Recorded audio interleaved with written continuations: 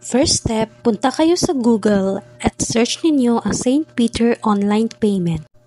At click ninyo ang Pay Your Plan with St. Peter's Online Payment. After nyo maklik, ito ang lalabas. Enter your life plan info. After mo mag-fill up, click mo lang ang search at lalabas ang authorization. Click mo lang ang proceed at ito ang lalabas. Kapag merong record found, click mo lang ang OK. Lalabas ang plan information at fill out ninyo ang mga naka-asterisk dahil yan ang mga information needed for online payment. Siguraduhin lang na updated ang inyong email at mobile number.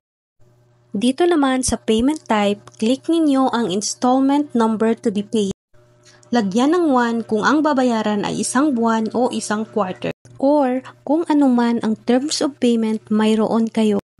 Pero kung higit sa isa ay ilagay lamang ang corresponding number para dito.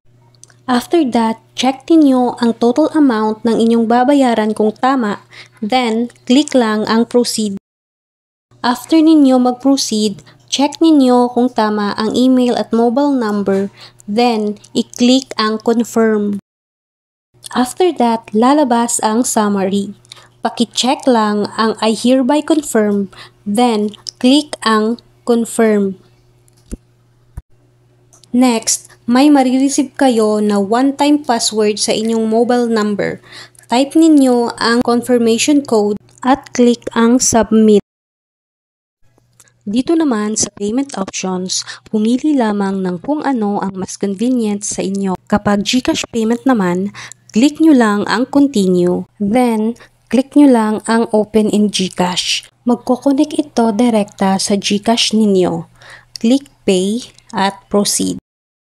Just wait a moment.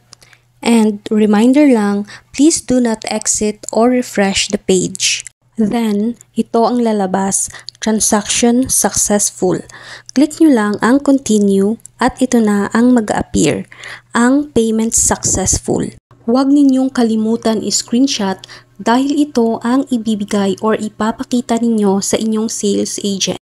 Meron din kayong matatanggap na message mula sa St. Peter na confirmation ng inyong payment.